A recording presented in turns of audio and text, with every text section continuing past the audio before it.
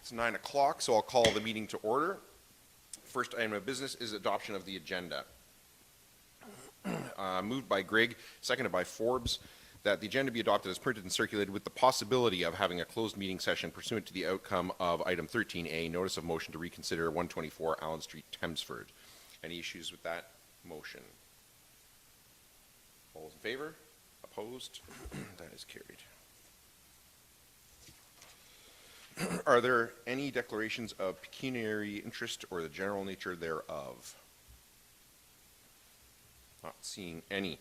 Minutes. Moved by... I'm going to apologize too. I still have lingering COVID cough and clearing my throat all the time, so I apologize in advance if I'm doing that throughout the meeting. Minutes. Moved by Forbes, seconded by Greg, that the minutes from the April 20th, 2022 council meeting be adopted as printed and circulated. Are there any issues with the minutes? Not seeing any. All those in favor? Opposed? That is carried.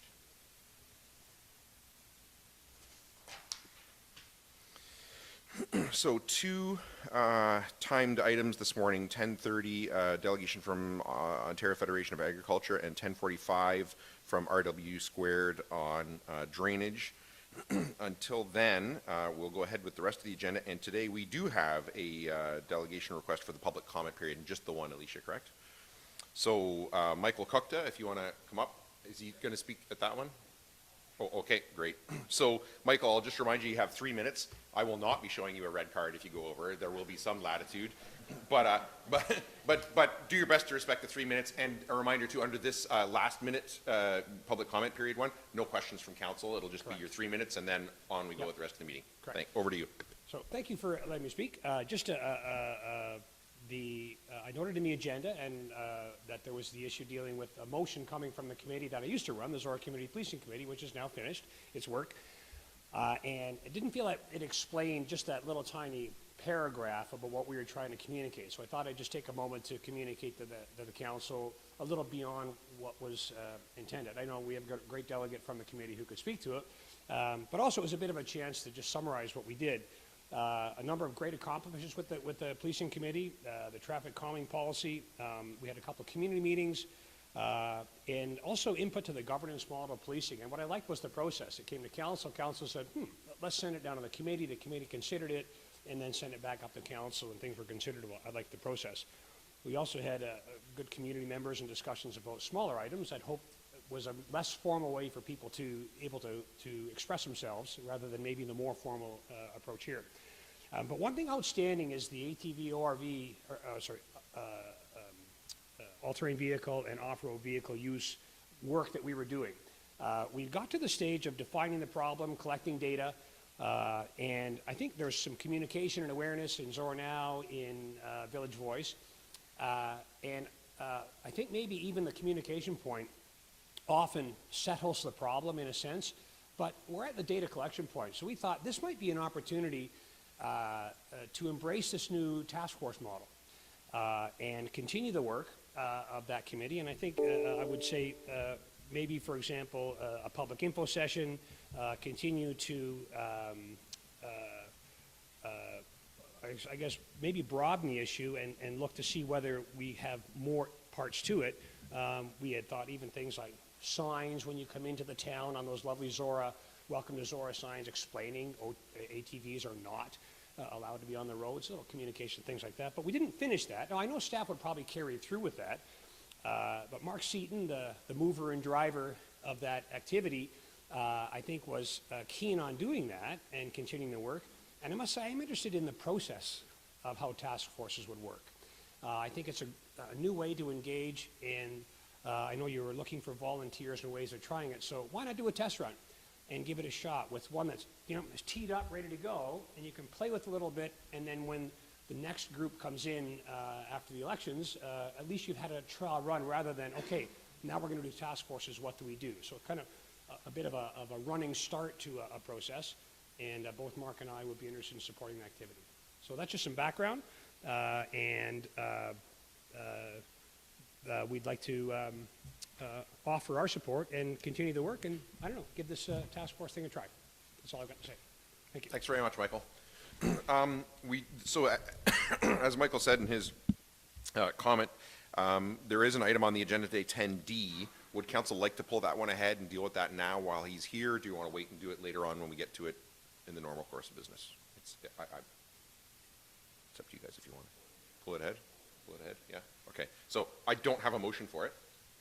So if somebody wants to do something, you can give me a motion and we can debate, that.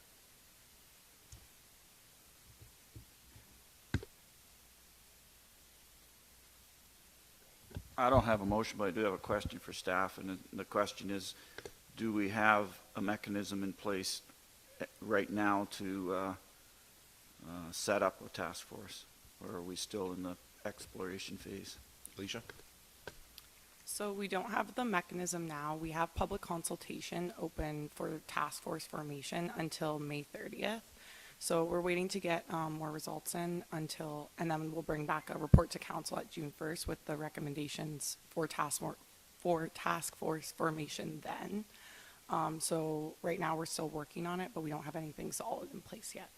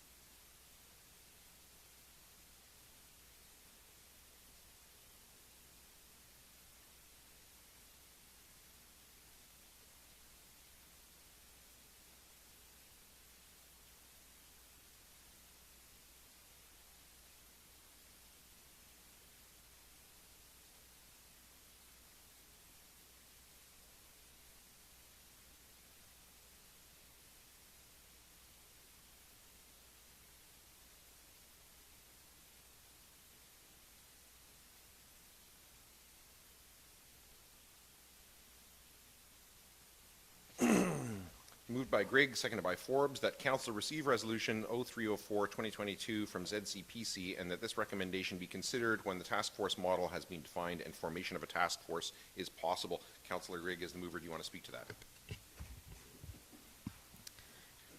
Sure. So I think Michael has identified that this could be a great opportunity for us to in these initial task force to have some content that already has a bit of public interest and momentum. I think for a task force to be successful, it has to have a clearly defined goal and it has to have the right amount of community buy-in for it to be effective. And so I think if those two things are present at the time that we're actually at the point of launching a task force, then that should be something that we should be considering. I think we've all sort of put our input into what we think these could look like and how they could function, and until we've better defined that and we're at a point to move forward, it's hard for me to assess whether or not this is something that I want to fully support or not. Councillor Forbes, as a seconder, do you want to speak to that? First, I'd like to thank Michael for his public comments on this issue. And I think he made a very great point that this is a nice tie-in to the new method that we hope to use to solve some of these problems on a more individual basis through a task force, and I think that's an excellent way to get started. Anybody else want to speak to it? Paul? Yeah, I think this is what we were looking for when we decided to move from the model of committees to the task force committee, where we're looking at a specific issue that has a concern of a number of residents. And certainly I think once we have the framework in place to how a task force is formed and will work, then I think this would be an initial place to set up a task force. But I think it's kind of putting the cart before the horse to say we're going to form a task force until we have that report on how they're going to work. Anyone else? Steve? No, I agree with everyone else. This is a great way to, how would you say it, put training wheels on the bike and take the baby steps to figure out how the task force should work. There's already been a good deal of work done on this particular project, but let's use it, go from there. Anyone else? All those in favor? Opposed? That's carried. And then we will, until 10:30, go on with departmental reports from staff. And first one up is 8.1 Fire Department Report 2022-072 from the Fire Chief regarding monthly fire report for April 2022. Chief, is there anything you want to highlight in that report for council?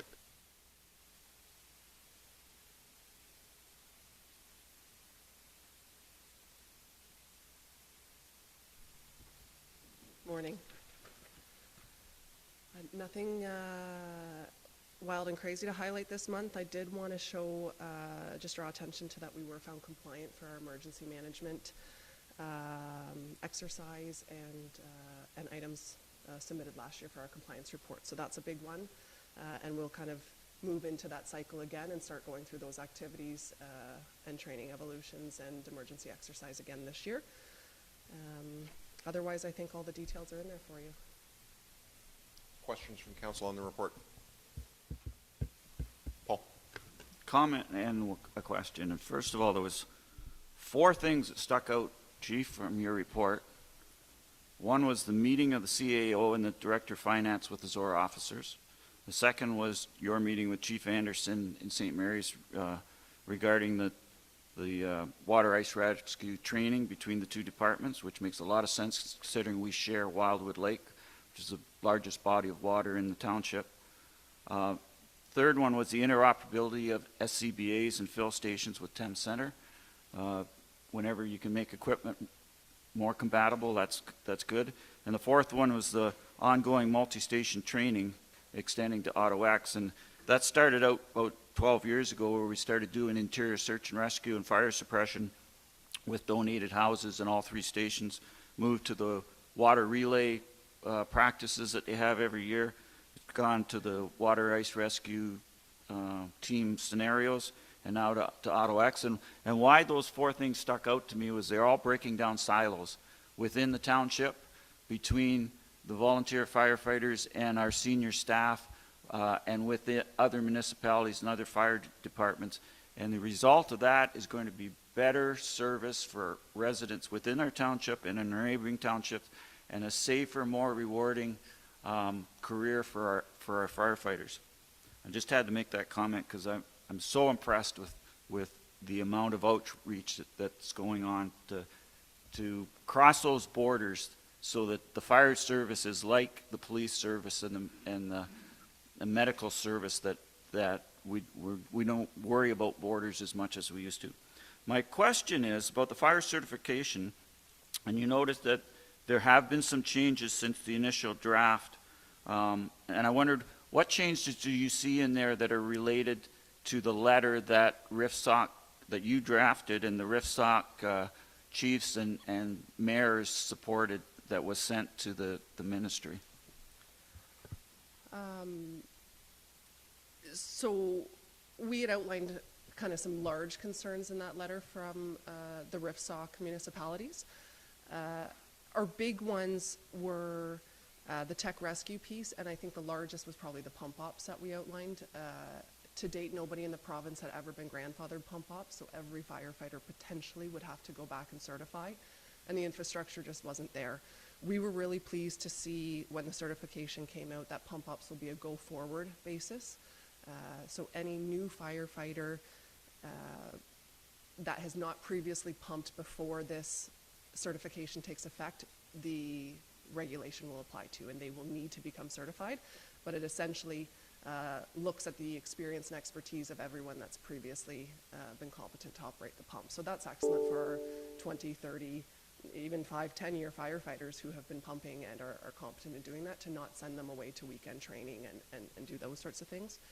We also saw an extension in the recruitment time to now go and get this training and all of these courses and certification as a volunteer or a part-time paid on-call firefighter is a big ask. So they've extended that from the 24 months that was proposed to 36 months. So that's a reasonable window for us to onboard community members who work full-time jobs and have families and are doing other things within our community. And then the other big thing that we looked at, we talked about the tech rescue curriculum wasn't existing yet, so we outlined that in our letter. That's been lifted, so they were looking at breaking down each of the auto-X for us to do some of our responses for auto-extrication and mandating certifications in each of those levels. They've backed up to look at the Firefighter 2 being the baseline standard, and then still having specialties for things like our ice water, our swift water team, trench rescue, and those extra things, but where we sit and the service we provide, it's become a very reasonable expectation, and the certification has certainly been responsive to the things that we listed and outlined in our letter. Thanks, Chief. And I think that shows the value of not just accepting top-down directives that come from Toronto saying this is how things need to be done. And there's no way of knowing whether our letter, how much impact it had, but I'm sure combined with their other departments' concerns that they have made some changes that are much beneficial to the fire service throughout all of Ontario. So that's good to see, and once again, thanks for your role in it. Anyone else? Yeah.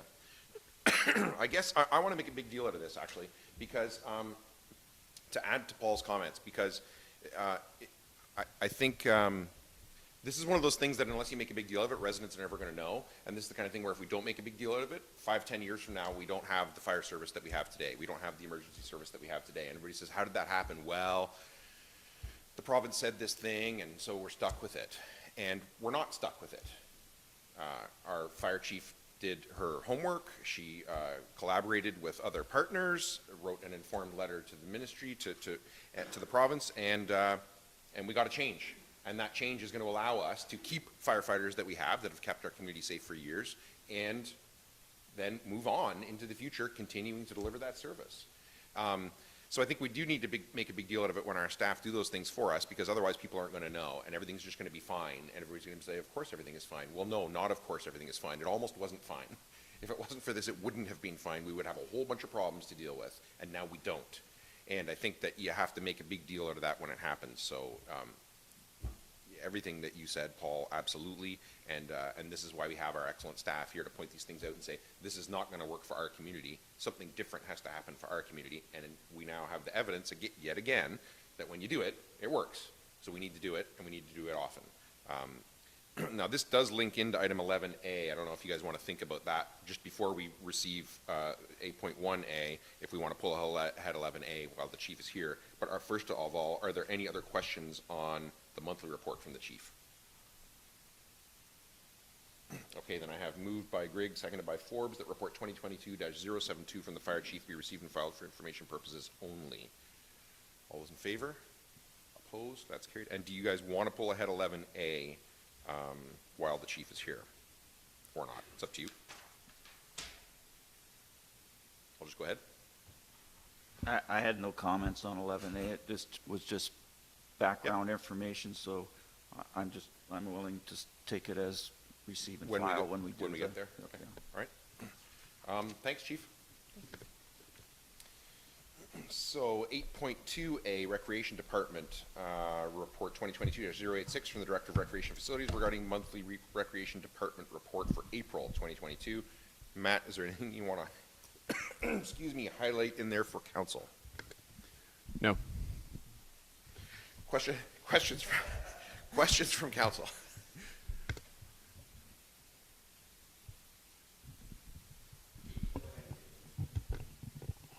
It was just a comment. It's great to see when efforts are made wherever possible to have recreation work done within the department around our community events. And I just wanted to thank you for that and also highlight that that's another reason why communication with our local community groups is so important. Thank you. Any other questions? Paul? And I think Katie and I are kind of on the same topic, which is about the mural on the washroom building, and I think it's going to, if you make a washroom building look better, a mural's a good way to go. Is there going to be any added cost to the township, or is this the group kind of donating their time and effort to doing this? So in materials and artist fees, we're looking at $2,000 incorporated into the operating budget for the park. Yeah. So that's already tied into the budget? Yeah. Okay, thank you. Anyone else? Questions on this report? Moved by Forbes, seconded by Gregg, that report 2022-086 from the Director of Recreation and Facilities be received and filed for information purposes only. All those in favor? Opposed? That's carried. And Matt, 8.2B, report 2022-087 from the Director of Recreation and Facilities regarding Embro Splash Pad project. Is there anything you want to highlight for council in there?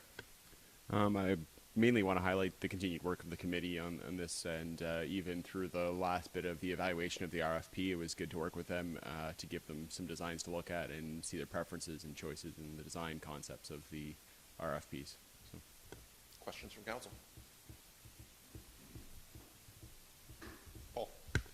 Can you just review the timeline from this point to getting the work done? Because I think you're fairly aggressive that this could be operational within a few months. Yep. The proponent for this one, Open Space, has given us an anticipated start date of, or completion date of July 1st.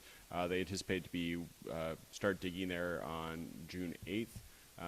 The actual work of digging and forming and plumbing the work there is kind of, they stack up their work for the summer and go through that quick. It's more the lead time now for ordering of the features, controls, and things like that. So basically today I'll get everything approved off with them, and so they get all those things ordered quickly. And they have kind of indicated that because the manufacturer manufactures many of these parts ahead of time, they're already sitting there, like they start working on these far in advance, and they're kind of as much as possible kind of pre-manufactured parts. So. Thanks, Matt. Anyone else? Questions for Matt on the report? Moved by McDonald, seconded by Gregg, that council accept a proposal submitted by Open Space Solutions in the amount of $338,322 for the design and construction of the Embro Splash Pad to be constructed at Memorial Park in Embro. Anybody want to speak to that? Steve? Well, I've said it before and I'll say it one more time, and that is, this is all happening because of the dedicated hard work of those 4 or 5 ladies on the committee. And they've done a fantastic job, and we're at almost at the end of getting the end result in and splashing. Anyone else?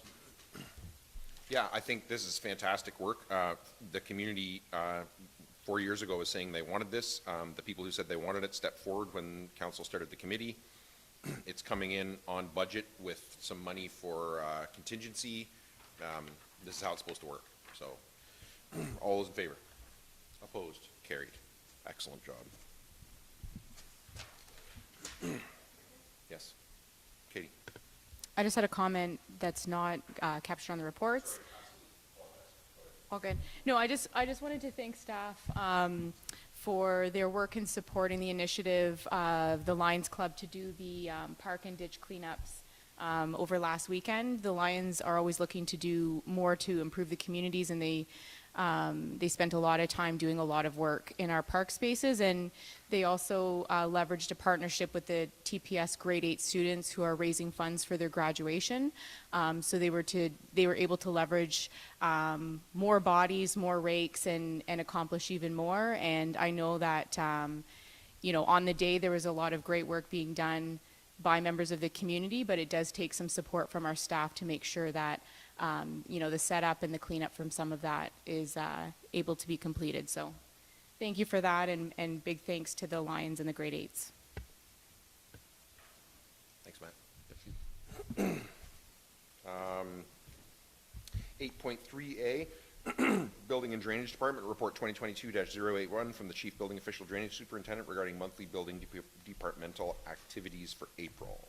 Mike, is there anything you want to highlight in there for council? No.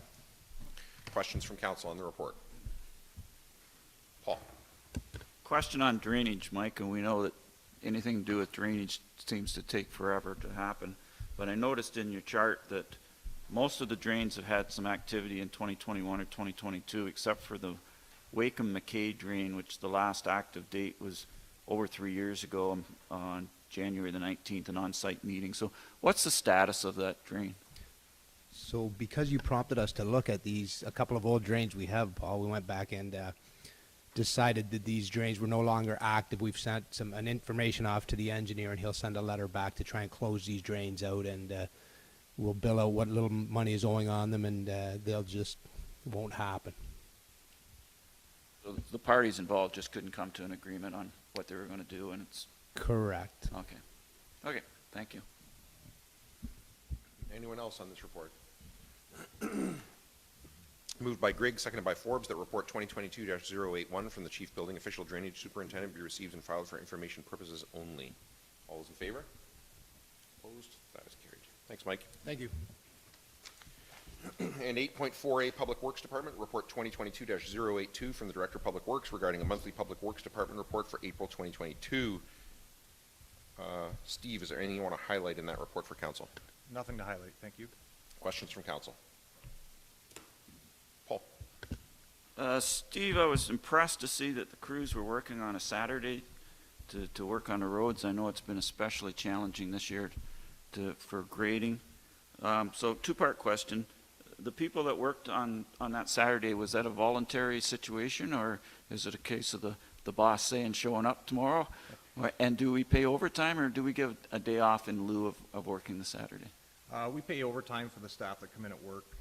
Almost all of our staff can operate a grader, so when it's put out there to staff who can work on the Saturday, we usually have no issues filling seats to get that job done, so it's pretty good. Yeah, that's really encouraging. That it certainly goes against the image of public employees that Friday, Monday to Friday, for our crews to come out on Saturday. I know in winter maintenance it's different, but to do that at this time of year is really good. Following along with the graveling program, what part of the township is due for the graveling? And this is the third year of our new program of every 3-year cycle instead of 2? That's correct. This is the third and final year of our full cycle. We're doing the south end, so it'll be everything south of Road 74 will be receiving gravel this year. And on top of that, the extra gravel locations that require it as we move along from year to year to year. Right. And to follow up on that, the extra gravel, you sent me a map, which I really appreciated. Not only showed the bottom third, but you also showed the roads that were graveled 2 years ago that in the old program would have been graveled this year. And there's some of them, and you actually have allocated how many tons of gravel you expect to put on those sections. And what stood out to me was the roads that are getting extra gravel are the ones that have gravel pits on them, or very large farms that have heavy equipment usage on an almost daily basis. So just if you could just comment on, am I interpreting Yeah, you're 100% correct, Paul. Every year we allocate about 6,000 ton for extra gravel of sections that lie outside of the gravel area that we want to do that year and under the full maintenance schedule. This allows staff, when they're out there grading and performing maintenance operations, to observe roads that are in need of extra gravel, and every year we address them accordingly. And last question on gravel is, that map that you sent me, can that be publicly put on our website and whatnot, so people know exactly what's going on as far as their roads? Absolutely. That map comes from the graveling tender, so it absolutely can be posted online for residents to understand where gravel is going this year. Okay, that's it for gravel. Wow. No, yeah. In the context of this report, yeah. Any other questions for Steve on this report? Moved by Forbes, seconded by Grigg, that report 2022-082 from the Director of Public Works be received and filed for information purposes only. All those in favor? Opposed? That's carried. And 8.4B, report 2022-083 from the Director of Public Works regarding a request for pre-budget approval to proceed with issuance of a request for proposal for one new 2023 Tandem Axle combination plow sander truck. Steve, is there anything you want to highlight in there? No, I don't think anything to highlight. I think it's pretty self-explanatory. It's a ongoing issue with sourcing equipment and the lead times of being able to put this equipment into service. So this is, we're trying to be proactive on this and trying to get something out there to see what we're looking at and when we can get something in service. Questions from council on this? Paul? No questions, but this seems a very reasonable thing to do. You know, you notice the ads for vehicles on TV now are, it used to be come in and pick up your new car. Now it is come in and order your new car. I know a operator who's ordered a new feed truck, and it's like 18 months out before he expects to get it. So if we wait until the usual ordering time, we're a year and a half, 2 years behind the time. So yeah, I fully support this proposal that we do the pre-budget to get this order in so that the equipment actually comes when we need it. Anyone else? Steve? Yeah, it's totally reasonable. I listened to an article on the news yesterday when they said several of the major automakers are taking what was going to be their 2022 models and changing the VIN numbers on them for 2023 because they know they won't get them out the door in 2022. And you're going, my God. Anyone else? Yeah, I hate this, and it's the right thing to do. I mean, this is the reality of the situation, right? Like the supply chain issues, and the other thing in the back of my mind is the current inflation rate that we have. That frankly, this is an opportunity for us to potentially get this truck cheaper than if we waited, you know, for normal budget season and do it. So yeah, this is absolutely the right thing to do. And again, thanks to staff for recognizing the reality of the situation and trying to find the best solution that's actually available to us for it. Anyone else before I call the question? All those in favor? Opposed? That's carried. And 8.4C, report 2022-085 from the Director of Public Works regarding a construction update of the Zorra maintenance facility. Steve, is there anything you want to highlight for council in there? No, nothing to highlight. Thank you. Questions from council? Paul? Seems the company that's contracted to drill the geothermal has had all kinds of problems. They changed out equipment and lots of other things, and now they say they're going to get done, I think you said 1st of June, but according to the original schedule, they're way behind. So is this company not experienced in this type of drilling, or do we just have really crappy conditions there that they have never experienced before? To my knowledge, I don't know on their experience level. To my knowledge, I know that this type of work is all they do. They don't do any type of welling but for geothermal type wells. I think a lot of the challenges are that all the well records in our area only go down to excess of maybe 250 feet. Anything that lies below that is unknown, and that's where we're hitting the issue. So, I fully suspect this is just an unknown issue, what type of material they're working with, and that's what the challenges we're being faced with. So they're on a learning curve, and we've got information that nobody else had before. Exactly, Paul. Okay. That's a good thing to be gained from it, I guess. Anyone else? I do know a geologist. Maybe we should contact them. Maybe they'd be interested in what we're learning. If there's nothing else, then moved by Forbes. Excuse me. Moved by Forbes, seconded by Grigg, that report 2022-085 from the Director of Public Works be received and filed for information purposes only. All those in favor? Opposed? That's carried. And now you're done, Steve. Thank you. Thank 3 you. reports. Thanks. And 8.5A, Finance Department, Report 2022-070 from the Tax Collector Deputy Treasurer regarding tax roll year-end tax report. Kelly, what would you like to highlight in that report? This is actually a first quarter for tax report for 2022. Nothing really standing out. We did some 357s for 2020 and 21. They were basically all demo permits. But, yeah. Questions from council? Not seeing any. Moved by Mitchell, seconded by McDonald, that council authorize the write-off of taxes in the amount of $2,941.68 for Section 357 applications processed in the first quarter of 2022, with the appropriate amounts being attributed to Oxford County and respective boards of education. All those in favor? Opposed? That is carried. Thank you, Kelly. Thank you. And 8.6, Corporate Services Department, 8.6A, Report 2022-077 from the Legislative Coordinator Deputy Clerk regarding an asset name registry application for Karn. Alicia, is there anything that you want to highlight for council in that? I just wanted to say that today was the last day for public comments on the name Karn, and we didn't receive any public feedback. Questions from council on this? Question for me then.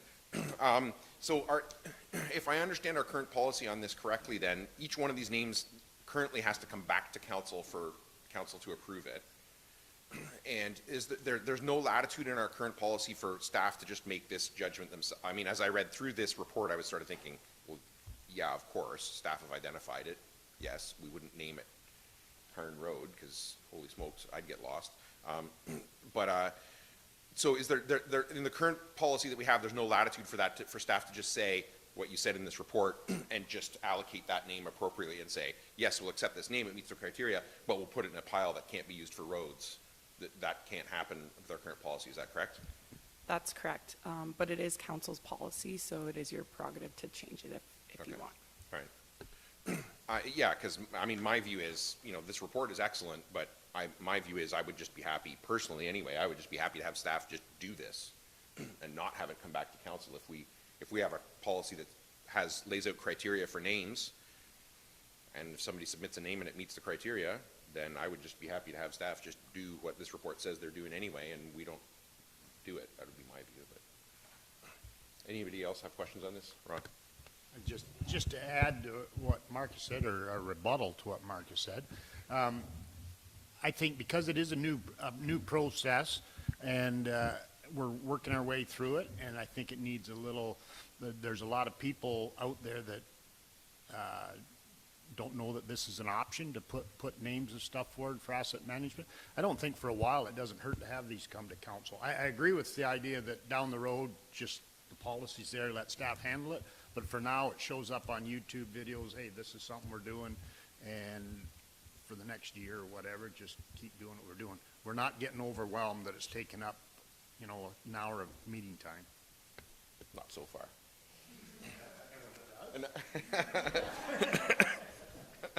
Anyone else? Moved by Grigg, seconded by Forbes, that council authorize the Karn submission to be included in the Zorra Asset Name Registry for future use for a municipal asset, provided that the name Karn not be used for the naming of municipal roads. All those in favor? Oh, sorry. Yeah. I don't support the motion because I looked up the policy and the criteria. I don't think it meets the criteria. It says names on an exceptional basis honor the significant contributions of an individual or family. And based on this report, I don't think it meets that criteria. Sure, it's the grandfather worked on the roads, and it's kind of cool to use horses, but we've got lots of people who work on the roads.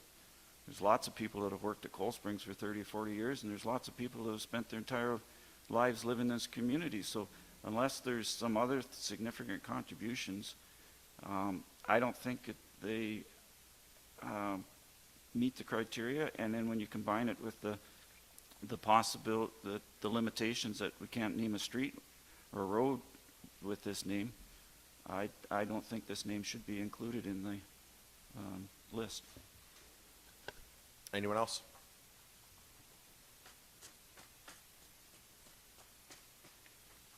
I will read the motion and call the question. I'm not seeing anybody else wants to speak to it. Move.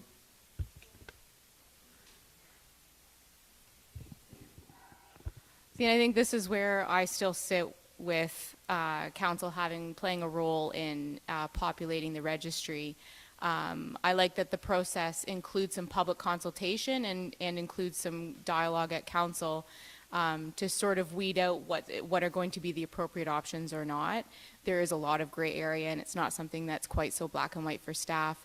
Part of what I think, I don't know if it's a help or a hindrance, is I know a little bit more about this family, and it's mentioned in the write-up that there's information in the history books, and I happen to know some of that information, so when I'm looking at this, I'm in support of it being added for to the registry because I have some knowledge of some of the contributions, specifically Helen, whose married name is then Kapinski, and there's a bench in the village with her name on it and some of the things that she did. So I think the goal should be that as we populate this registry, that the historical information pertaining to the name be really well fleshed out. And I think, you know, it would have been ideal to have this write-up, have that opportunity through the public consultation and through coming to council. So it's unfortunate that it didn't happen that way. I'll take some responsibility that I didn't step up to try to get a little bit more detail in here. But I do believe that there is good reason to add Karn to the registry for non-road use for consideration for future municipal assets, even though the full scope of what the contribution is of the family isn't well articulated in the write-up. Paul. And Sorry, just before I go to you, Paul, Yep. anybody else before I go back to Paul a second time? Go ahead. And that may be a bit of a flaw to what we were just talking about, is because I base my decision solely on these few lines here. I have no idea who this family is. I'm willing to support the motion based on what Katie just said, that she has other information that does make them a viable. But just based on these few lines, that's where I come to my decision on it. So if there's more information, if they come back, so I will support it. Anyone else?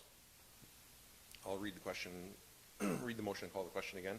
Moved by Greg, seconded by Forbes, that council authorize the Karn submission to be included in the Zorra Asset Name Registry for future use for a municipal asset, provided that the name Karn not be used for the naming of municipal roads. All those in favor? Opposed? That's carried. Sorry about not asking if you wanted to speak on that, Paul, before I called the question. A little too keen. Too efficient, not as effective. 8.6B, Corporate Services Report, excuse me, Report 2022-088 from the Chief Administrative Officer regarding disposition of 46 Commissioner Street in Embro. Dawn, is there anything you want to highlight for council in that report? Just this parcel of land has been reviewed by our consultant, and it was deemed to be clean as far as the environmental assessment goes. So we are now in a position of not needing the property. Because the property does have some potential for development, I'm recommending that we do hire a consultant to look at it to give us the highest and best use for this property. And at that point, we would bring that number back to council and let you decide whether you want to have an RFB process or if you would like to go through real estate or have tenders. So it should be about a 2-month process before we can get something back to council. Questions from council on the report? Katie. Just to clarify, the information that would be coming back would be in regards to the entire subject property, 100 wide by 240 deep. The report captures that there was an unsolicited offer or interest in a portion of this lot, but that in terms of what council will be deciding on, it'll be the full scope of the lot. That's correct. We'll actually look at it both ways. We'll do it with a remnant piece, and we'll also do it as the full piece. Thank you. Anyone else? Steve? No, I just wanted to add my own comment. When I read this, I was pleasantly surprised that turned up to be a clean site. knowing what people threw out the back door 50 years ago. Anyone else? Just a question of clarification for me then, Don.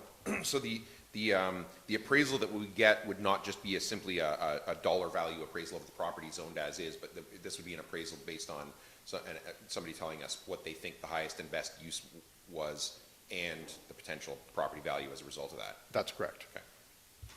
Anyone else? Moved by Mitchell, seconded by McDonald, that 48 Commissioner Street in Embro is hereby declared surplus to the needs of the municipality and that staff be directed to obtain an appraisal for the property. Anybody want to speak to that? I will then. I think this is another example of us doing the right thing, which is taking properties that truly are surplus and we own them, they have value, and they are not providing value to residents. And it's an opportunity, depending on what this appraisal says, for us to turn the value of that into something else that can be of value to residents. So I think it's another good example of that staff have brought us repeatedly over the last 4 years. So thank you for that. All those in favor? Opposed? Carried. And we're up to correspondence requiring direction, 9A. Correspondence from Derek Collins regarding changing the Ontario Good Roads Conference to April. And what I have is moved by McDonald, seconded by Mitchell, that Township of Zorra Council supports the correspondence from Derek Collins regarding changing the Ontario Good Roads Conference to April, and that this resolution be forwarded to the Ontario Good Roads Association. Does anybody want to speak to that? Paul? Yeah, I think we should support this. Makes sense to me. I know I went to Good Roads in 2019, and there was some discussion then to returning at one time. Roma and Good Roads were held together. A few years ago they split up. It doesn't appear to be any movement to put them back together. And I think the point that Derek was making is that the winter time is a very intense workload for people that keep our roads open and maintained. And by moving it to April when things are perhaps, well, this year with all the April snow, who knows, that it would allow more of the people to attend that actually drive the graders and whatnot. To me, having the Good Roads Conference in the middle of the winter makes this kind of be the same as in Federation Agriculture having their conference the first week of May. Make it where the most people can attend. So I support this letter that Derek, and I applaud his initiative to point that out. Anybody else?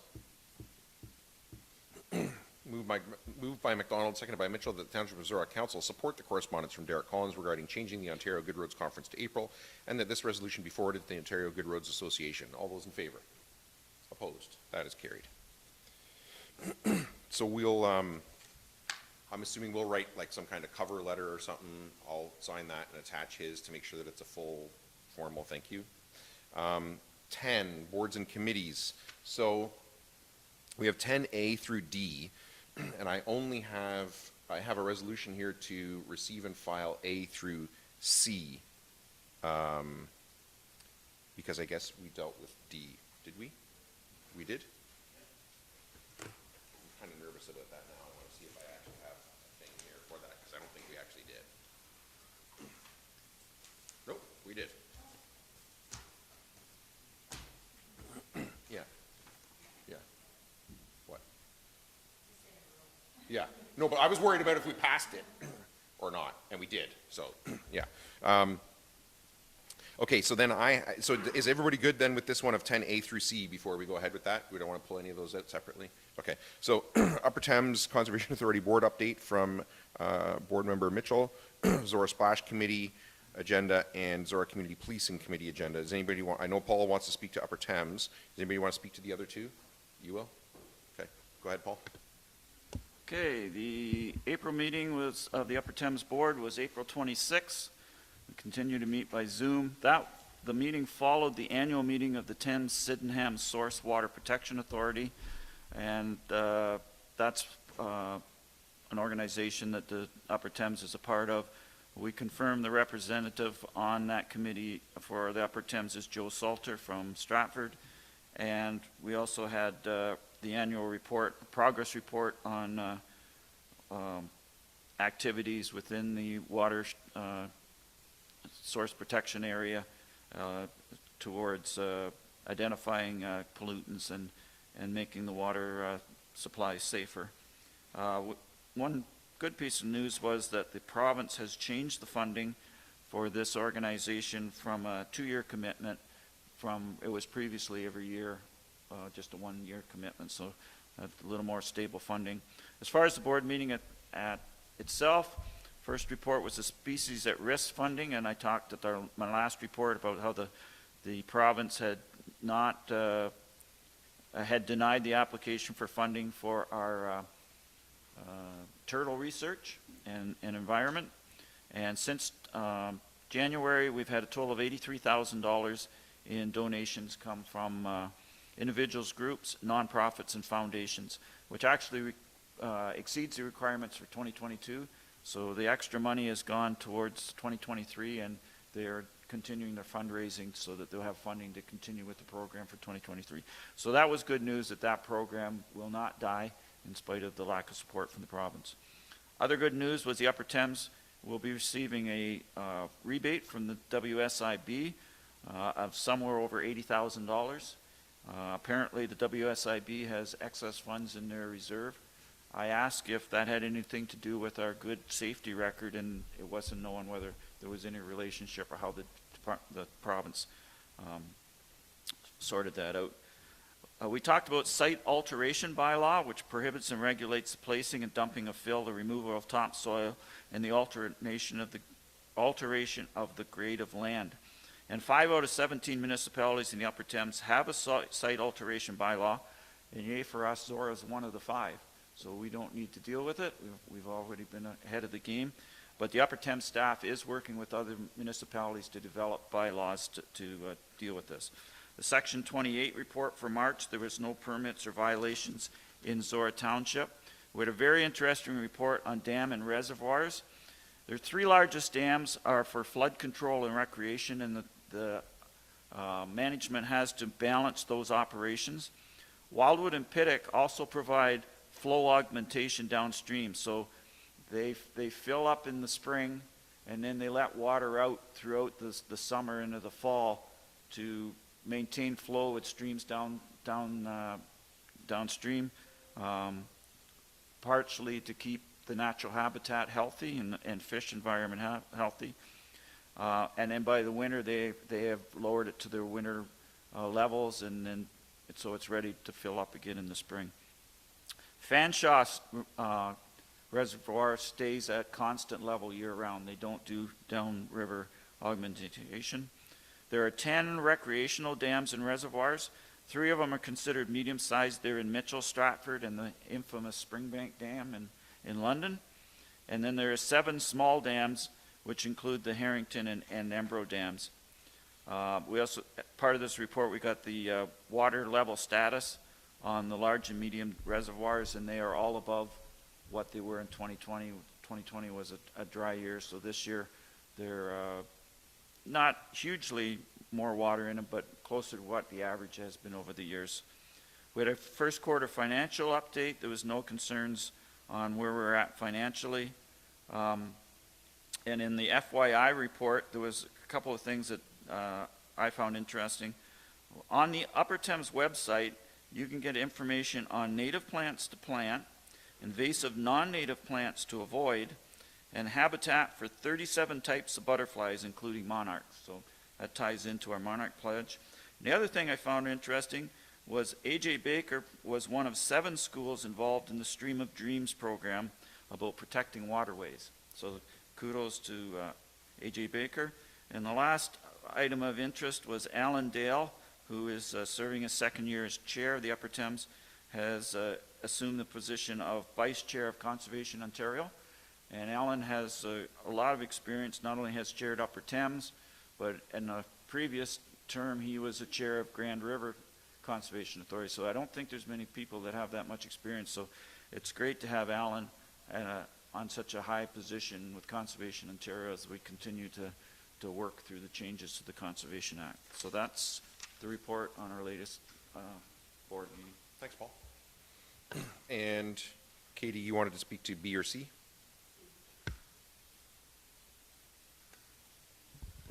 So for community policing, there's one agenda, but there's two sets of minutes because the final meeting was our last meeting, and ZCPC is no longer, as Michael came and spoke to. It was a really great meeting. Michael did a great job chairing the final meeting, and I think members had an opportunity to sort of reflect on the work that we did. What we were able to achieve in the time that we were around. There was some discussion around making a recommendation to council, but the committee eventually decided not to. But the sentiment of it was that in hindsight, more collaboration and reaching out to other municipalities to see what types of things they were experiencing, what things were working, what they had tried or not tried, that would have been far more beneficial to us in our efforts in Zorra. And that was something that Derek Collins did a little bit with the Belmont Policing Committee, but aside from that, we sort of remained within our silo, and in hindsight, we maybe lost out on some perspective. So there is definitely an interest in making that recommendation going forwards, that as we're doing work with task forces, that when there are opportunities to look outside of Zorra, that can be effective. I did let them know about, in our different departments, that communication with other municipalities is a regular and ongoing practice. And I think because of that, knowing that's the culture here, that they were content to not make a formal motion. Anybody else on 10 A through C? Moved by Mitchell, seconded by McDonald, that items 10A through C be received and filed for information purposes only. All those in favor? Opposed? That is carried. So now we have 11 information items.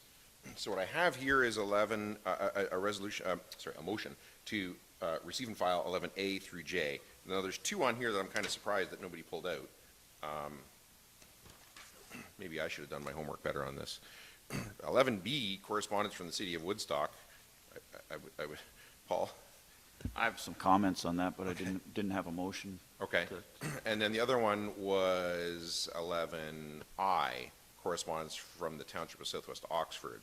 So I guess before I read this motion, do we have any questions on 11A through J? I guess, yeah, so questions on 11A through J before I read the motion from anyone. Katie? I don't have questions on A through J, but I did miss, I had made a note, and my apologies for not pulling it out ahead of time. I did have interest in pulling out 11G. Okay. Anybody else questions on any of these? I'm going to suggest, we're at like 10 o'clock, I'm going to suggest maybe we take a break instead of sitting around watching you write. We take a break, come back at maybe 10 after 10, try and finish off 11 before 10:30 when we have our first delegation. So we'll be back here at 10 after 10, and Alicia, can you let us know when we're off audio and video? Thank you.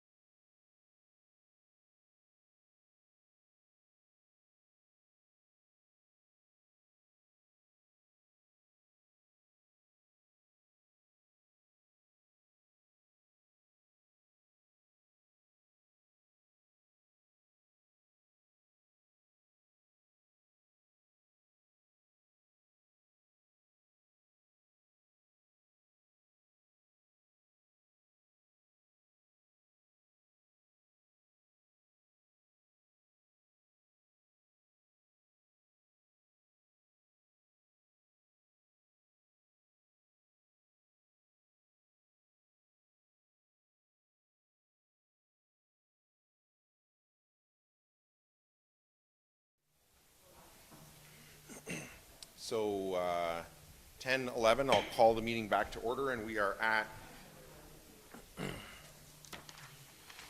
11, information items. So I have in front of me a motion to receive and file 11A through F and H through J. Does anybody want to speak to any of 11A through F or H through J? Ron. I'll speak to B, which is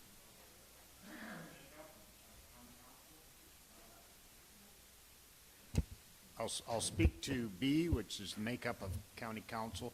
We, as Zorra council, already voted on that quite some time ago that said we support the status quo.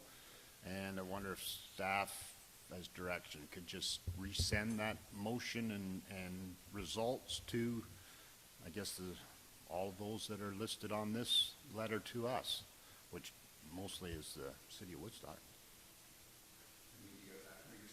Can we recirculate that? Yep. Anybody else on 11A through F and H through J? Paul. What I got out of B was that Woodstock Council, rather than waiting, the process that we went through and resulted in the resolution that Ron just referred to was our input on the composition of council, and we voted for the status quo. And the process was that the 3 urbans want changes and the 5 rurals want it kept the way it is, and it needs a triple majority for any changes to happen. And since they didn't come to an agreement, or the various municipal lower tiers haven't come to an agreement, then in theory it goes back to the province to impose any changes or keep the status quo. And since the province, I don't know if they made a ruling or if the ruling they have, the mayor's shaking his head, so there hasn't been a ruling. And so the process is that it would not be reviewed during the next term. It would be after the following term, so at least 4 years down the road. So what I see from this motion is that Woodstock it wants that process speeded up by 4 years, so that after the next election, we have to go through the same process again to determine what the composition is. And I don't think there's really any chance that you're ever going to get triple majority, because the 5 townships are never going to agree to become the minority on county council. And there is an argument to be made by representation by population. It's what our democracy is based on. But the problem is that you get the urban centers having more say about how, in this case the county, but we see what happened to basically Ontario is ruled by the GTA. That's where all the votes are. And basically Canada is ruled by the GTA, Montreal, and the lower mainland of BC. And that's, when you see an election, that's where they concentrate on, is winning those votes. And that's really all they have to do to govern the country or to govern the province. And then their policies are tailored toward that urban vote. And we've seen, especially in the last 6-8 months, how much disunity that has bred across the country, and frustration with the people that don't live in those areas, that they feel left out. And the problem is only going to get worse, because the urbanization is restricted to urban areas, and rural areas by legislation are not allowed to have higher populations. Sure, our population is going to grow, but it's going to grow in those 2 pockets. And as far as, it's not like we can, and the OFA is going to talk to us in a few minutes about this issue, we can't pave paradise and make parking lots and put people in there.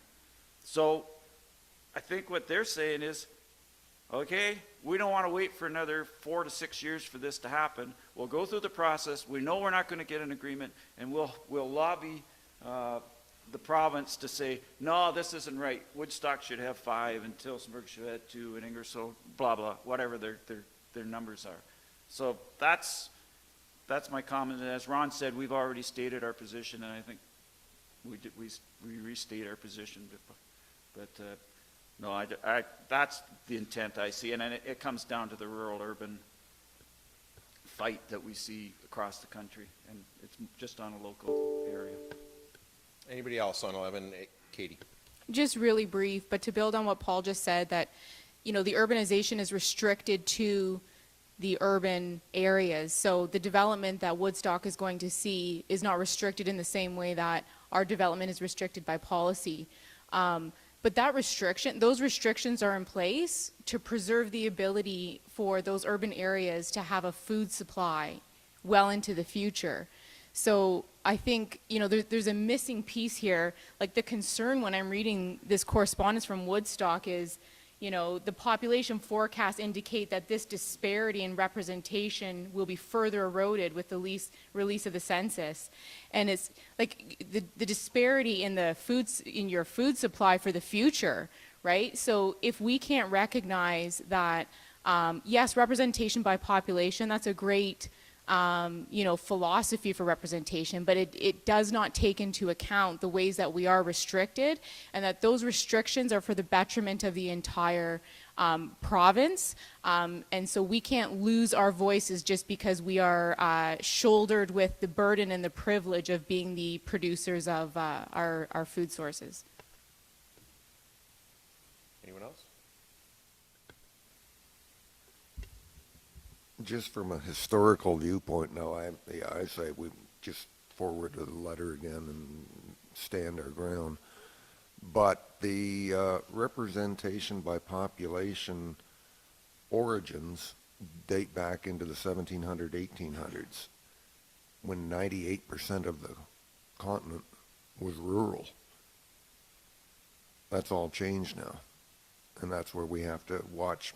That urban-rural divide is more important now than it ever was because of the, what do they say, the rural population in Canada now is down around 2 to 3%. The rest of it's in the big urban centers, and we got to keep that representation the way it is and give, I was going to say it reeks of what's happening at Thames Valley District School Board, but I won't go there. Anyone else? Paul? Absolutely. Yep. No. I would not dare to add anything to what you guys said already.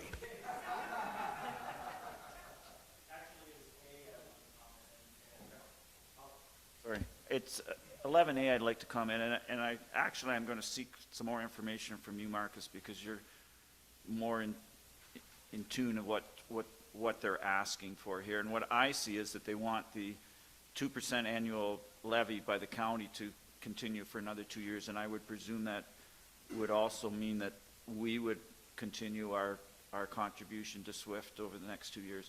But you also alluded in our conversation about SWACs wanting some accounting of their share of the money in SWIFT Plus, and so if you can just expand on that, what they're actually asking for here. The Township of Norwich asked Oxford County a while ago for that they indicated they were going to spend a portion of their area municipal funds on fiber and asked for a corresponding share from the SWIFT Plus, as it's called, although it's not technically related to SWIFT.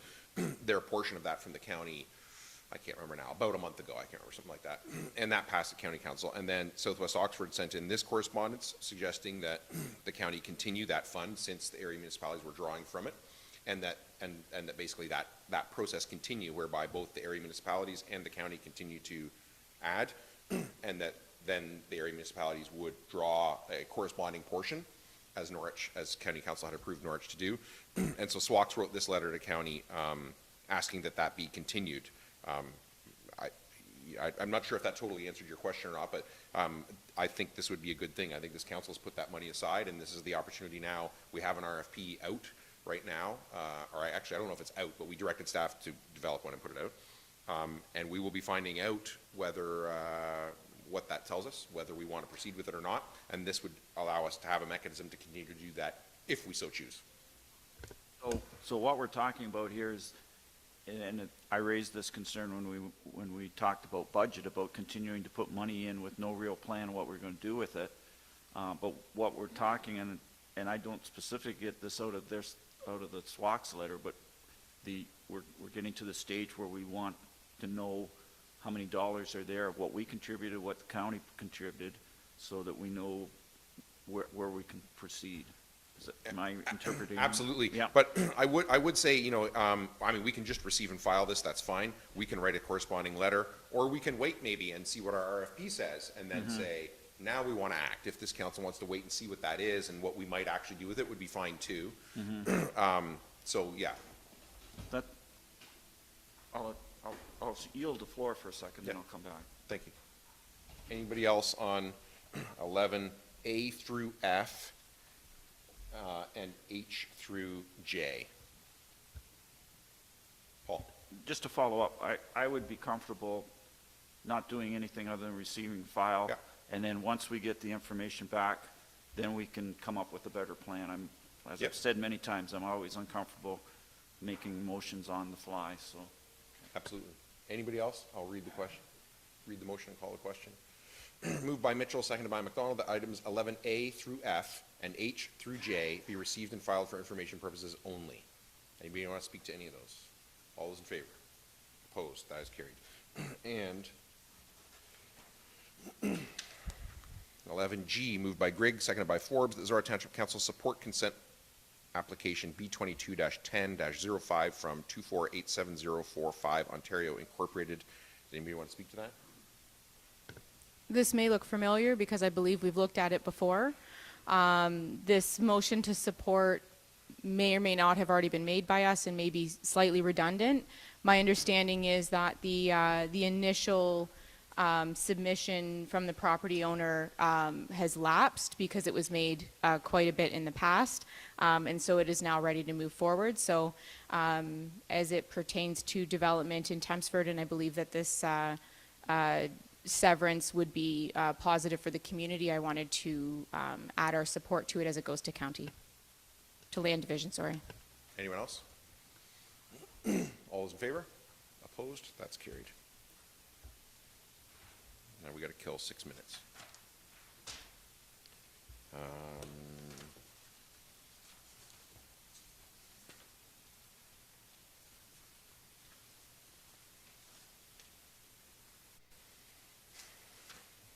don't got anything here I can kill 6 minutes with. Oh, good one. Thank you. So, 15 items of community interest, and go through the calendar. So what I've got in mind is some meeting about rural schools tonight in Dorchester.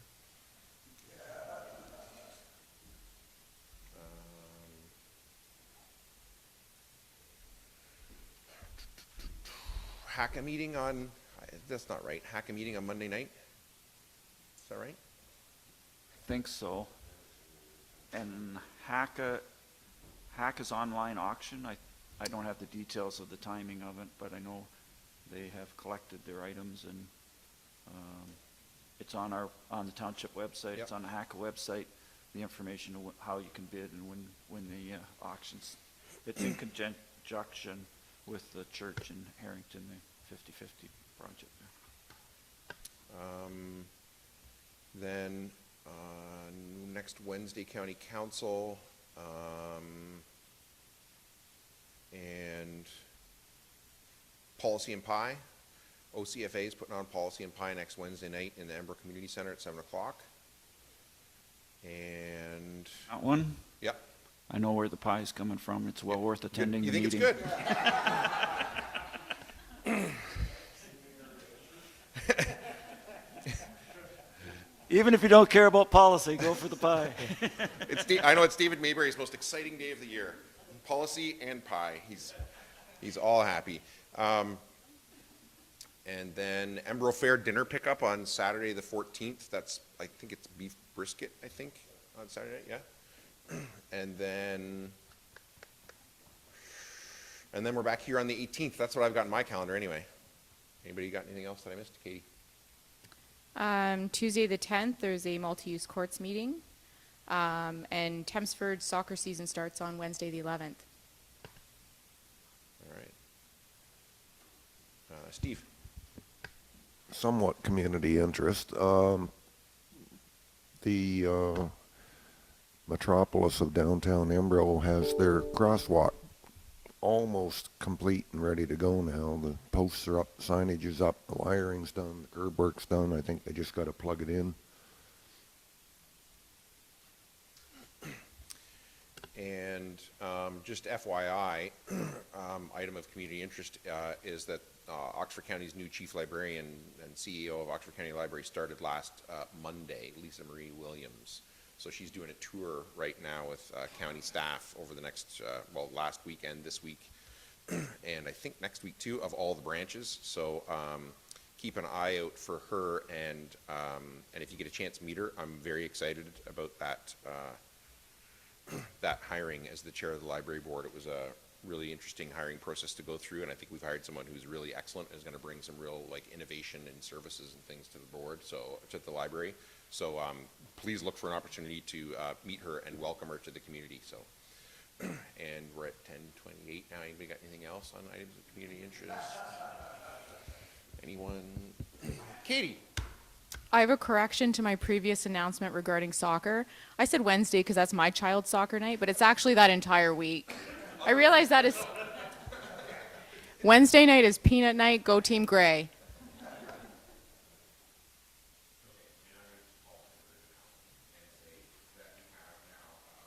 Item 7, delegations. 7A, 10:30, Laura Fraser and Tracy Arts, Ontario Federation of Agriculture, Farmland Preservation. And you guys want to step up there and yep. Well, oh, the big one now? I'll let staff tell you where to go.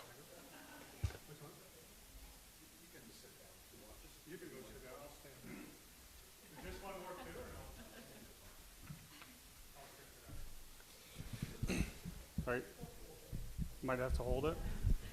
So I'll just remind you guys that assume that council has read what you gave them. Okay. And that they've done their homework and they've read that, and then feel free to hit your high points, and then you will have more time for Q&A with them if you want that. And I'll turn the clock over to you guys.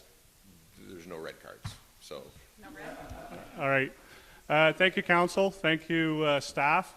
My name is Dirk Bogert. I'm the current president for the OCFA, Oxford County Federation of Agriculture. And I will be fully respectful and not be saying anything I shouldn't, so I don't get thrown out. But anyway, we have a delegation regarding farmland preservation. We do realize we're talking to some of the converted. However, we still feel it's valuable to share our stand on this, to share it with you as staff and as councillors. So with us here we have Tracy Arts. She is our regional director for Oxford and Elgin within the OFA, and she'll be presenting the homegrown campaign delegation. So thank you for having us. Thank you.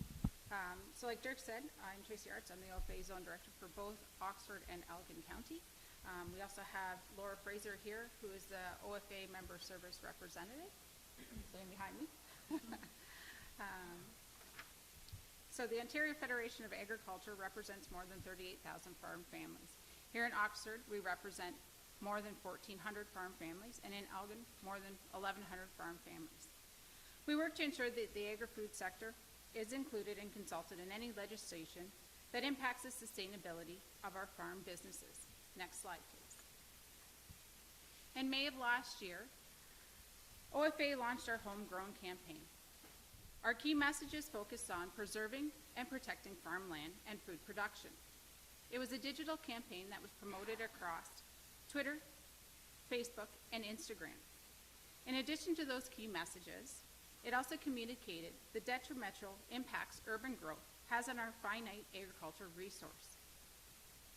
Homegrown was a call to action to support the need to protect farms and food forever.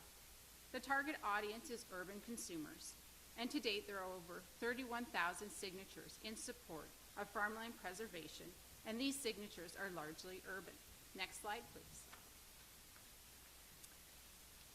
Ontario agricultural lands are finite, and they are a shrinking resource.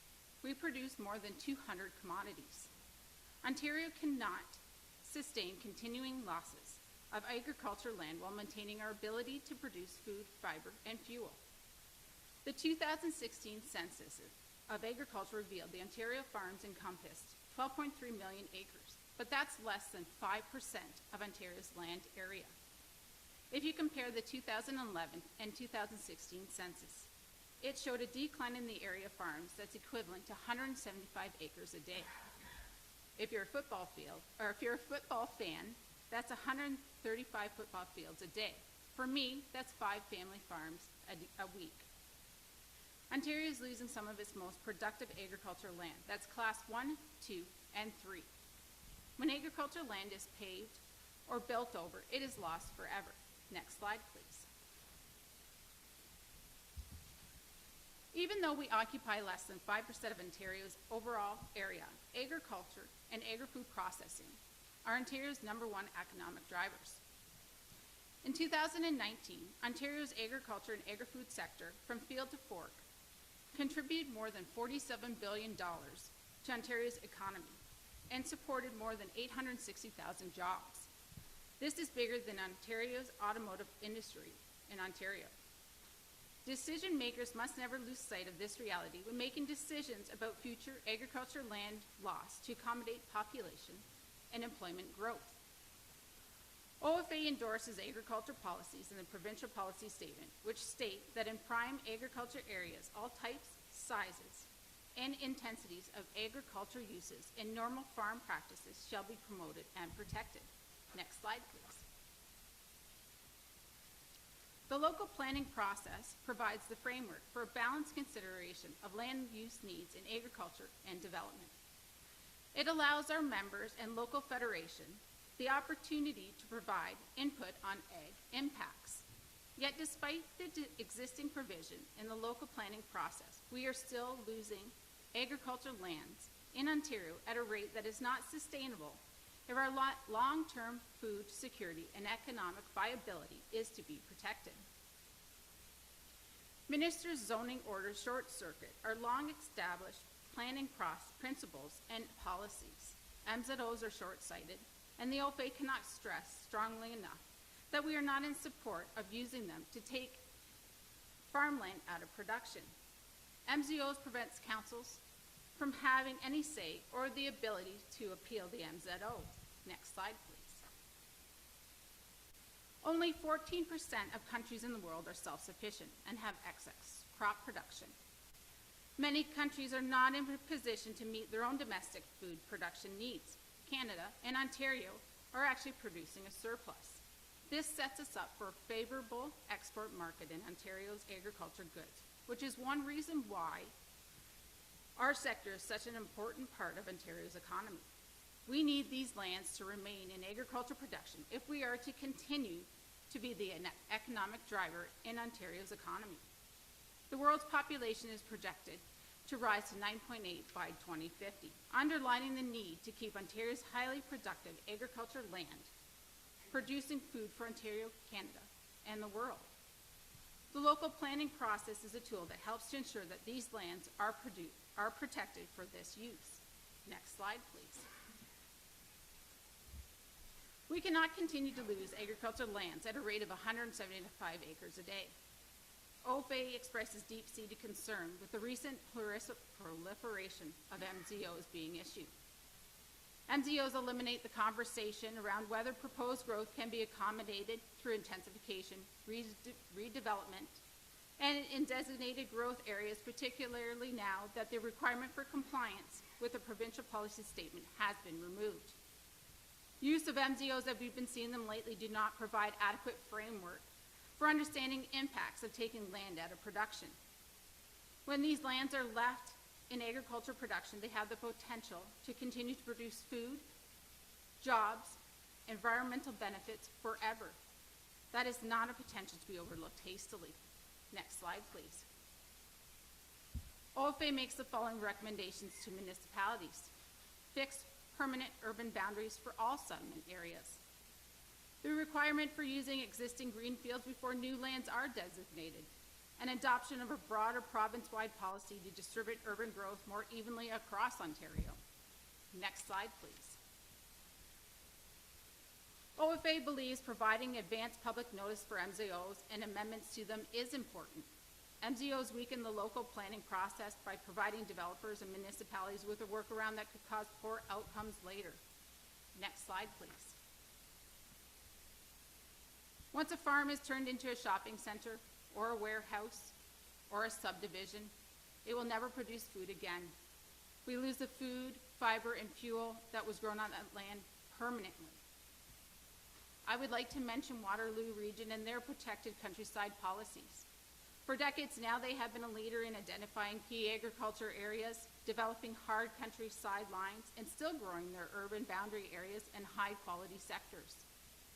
They gain people's support by setting up a process that allows for a transition for a better intensification. In February, Mayor Burlington announced on CHCH that she was going to support farmers and no longer use farmland to build. A majority vote was just passed in February in Halton. No urban boundary expansion. I believe these are things we can strive to do here. Growth needs to happen. Working to do that through intensification, using existing buildings. Aside from food production, farmland provides an expansive list of environmental benefits to all Ontarians. Next slide, please. Once ag lands are taken out of production, ecological benefits like wildlife habitat, carbon sequestration, climate change mitigation, and groundwater recharge are no longer possible on that land. These are benefits that benefits all Ontarians, not just farmers. Next slide, please. The COVID-19 pandemic has amplified the demand for local food production. Consumers are increasingly looking for locally grown produce, meats, and dairy products. Next slide, please. Bottom line is we are down to less than 5% of Ontario's land base that is suitable for agri-food and all the jobs, economic benefit, environmental impact, and food security that land can provide. Southwestern Ontario has lost 72,000 acres to urban development from 2000 to 2017. 72,000 prime agriculture land in southwestern Ontario. Next slide, please. Mayor Wyan, councillors, thank you very much for having us here today. If you have any questions after today, feel free to email me or Dirk at Oxford County Federation. Thank you very much. Thank you. Questions from council? Paul? Comment first, and 2 weeks ago I drove from Welborn to Bolton on a rainy day, and there was 3 places between Guelph and Caledon Hills where the earth movers and high hose were parked, and behind them, and each one was 200 to 300 acres of farmland that was being stripped. And I understand we need housing, but man, as a farmer, that hurts to see that. So this council has put an emphasis on infill. We are building a subdivision, or we're not building it, but there is a subdivision being built on farmland on the outskirts of Thamesburg, but we've also put a lot of effort into the infill in the former Maple Leaf or Cold Springs property. And we've also approved a number of housing, individual houses where there was an empty lot in Embro or Thamesford. So you're preaching to the converted, but I do appreciate the reminder and the statistics. So my question is, are you looking for some type of an endorsement from us, or is this more of just an information delegation? This is more of information and hoping that, you know, when you do get developers come to you, you remember this information and help to preserve farmland. Right. Okay, and I appreciate that, and I can assure you that at least this council will be taking that into consideration when developers come to us. Anyone else? No questions. I just had a few comments. The first one that struck me in the presentation was that had said on your presentation, all sizes and types of food land need to be protected. And I think that's a very important point, types and sizes. And I'm afraid, and I know OFA is working with our county on the new county official plan for agriculture. And I'm afraid that that's getting lost in the translation in there a little bit. It all seems to be geared to large farms, and I think that needs to be looked at very carefully to make sure that all types and sizes are protected. The other things I have here, you mentioned distribution of population. I think that's also very important. But the distribution of population is a cause of transportation corridors. The 401 was started over 70 years ago now, and that's our biggest problem. This 401 goes right through the heartland of southern Ontario. That's where all the good land is.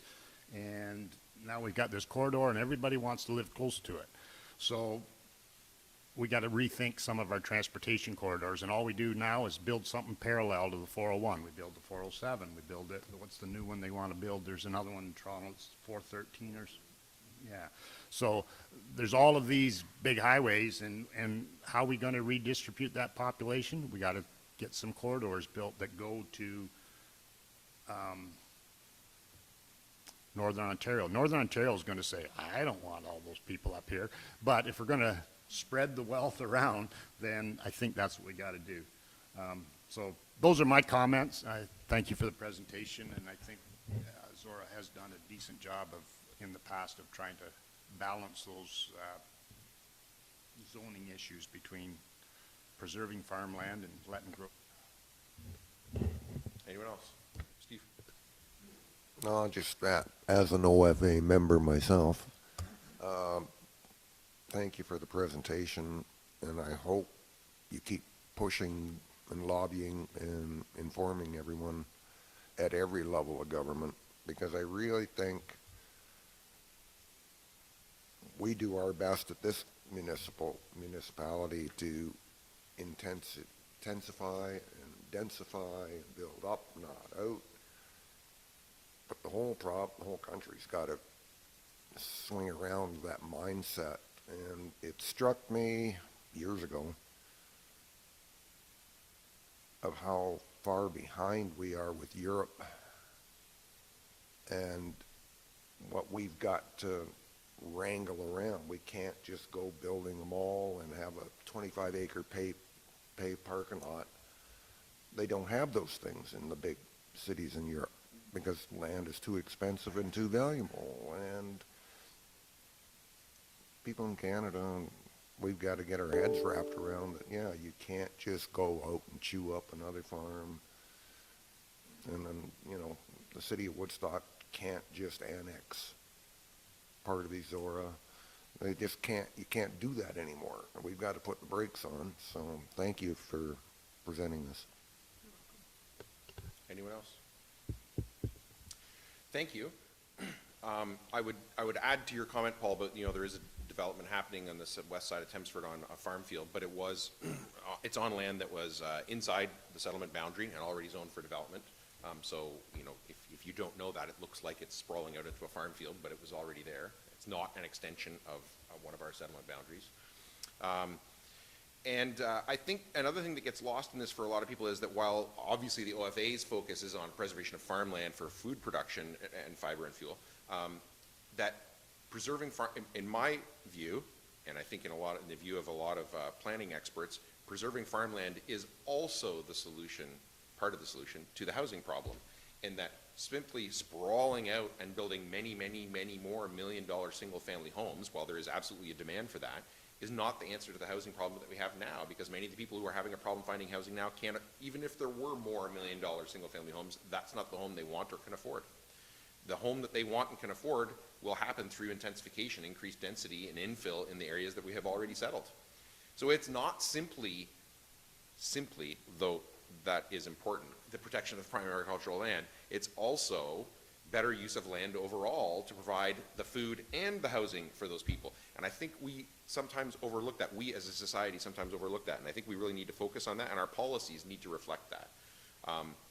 Will you guys be making a similar delegation to Oxford County Council? We're working on, yeah. I would suggest that May 11th would be a good day for you guys to make that delegation, but you would have to get that in by the end of the day today. Okay. We could talk about that more. Yeah. Yeah, it's a day meeting, yeah. May 11th is a day meeting. Yeah. We can talk more about that later. Any other questions for the delegation? I do have a motion here. If it's what you guys want to do with it, I will read that and call the question. Moved by Grigg, seconded by Forbes, that item 7A, delegation from Laura Fraser and Tracy Arts, Ontario Federation of Agriculture, be received and filed for information purposes only. All those in favor? Opposed? That's carried. Dirk's left out of that. Thank you very much. Thank you, guys. And 7B, 10:45, just about right on. Sorry, Rob, 3 minutes late.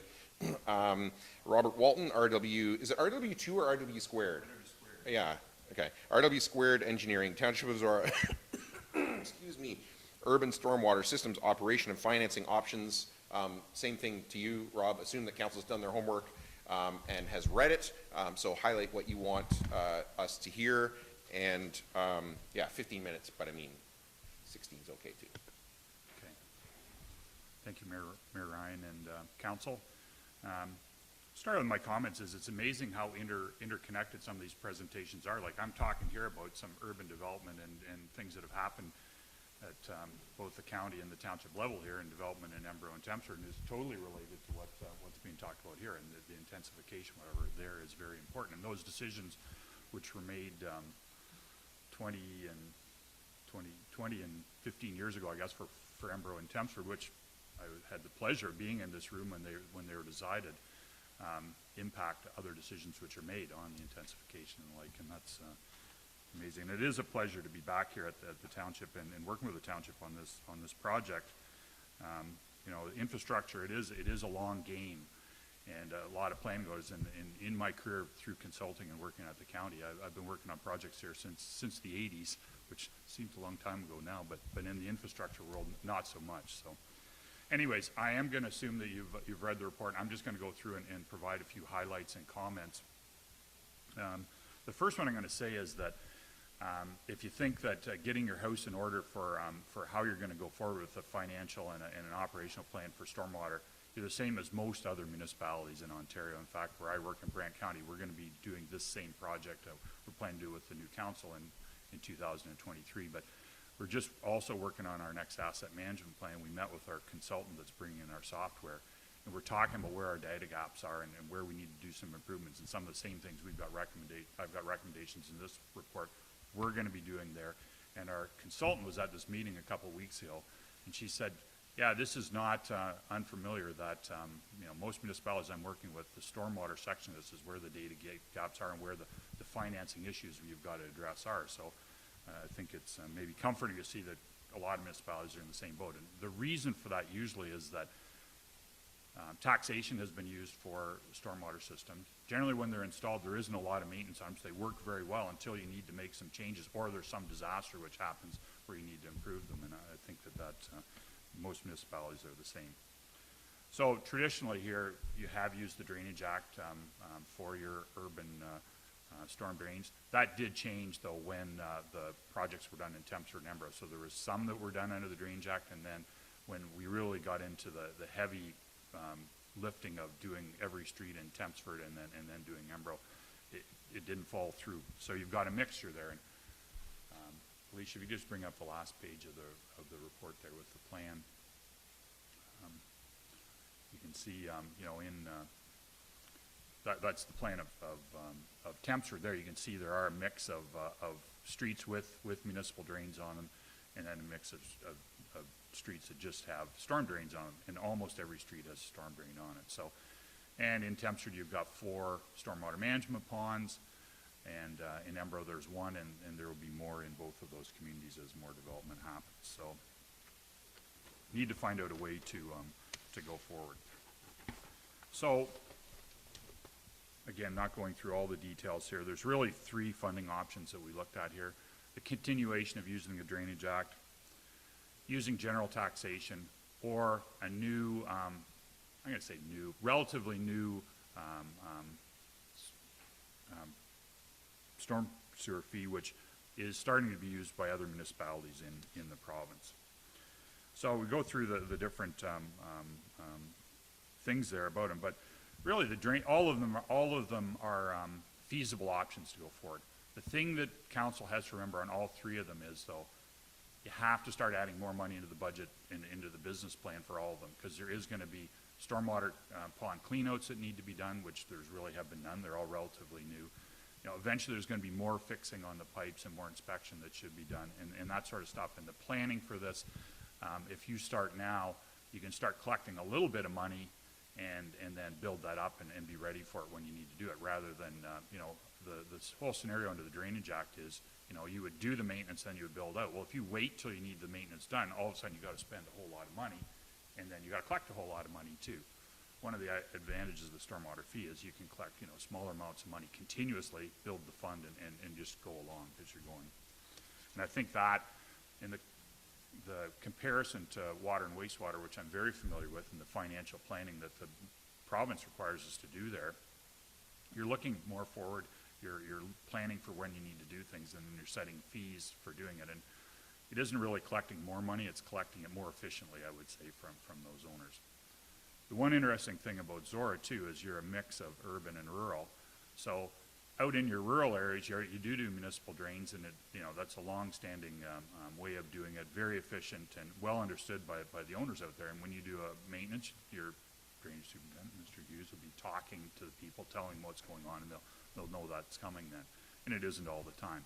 But in the urban areas, it's really poorly understood. And every time you've done an urban drain here, I know for sure there's been some appeals to the Drainage Tribunal, hard feelings, making it more like the water and wastewater, where you're just collecting a monthly or maybe yearly tax bill, or on the tax bill, however it's decided to be done, is a more efficient way of doing it.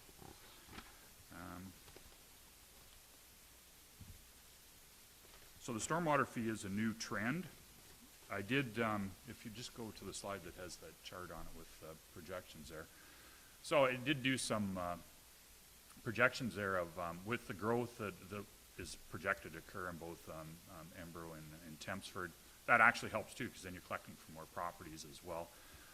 We looked at fees there of $36, $60, and $84 a year, just to see how you would start to build a reserve. And this is also taking into account starting at a cost of $30,000 and at the end of 10 years going to $100,000 a year when you're getting into some stormwater pond cleanouts and whatever. So that's all figured into this too. And at the $84 over that period of time, you could build a reserve of up to $1 million, which the beauty of this is you don't need that money now, but if you plan with smaller amounts now, as you get closer to these projects, then you can do the other planning then. So 5 years, I would suggest just set this for like a 5-year period, and then revisit it like water and wastewater fees, and then see where it's going.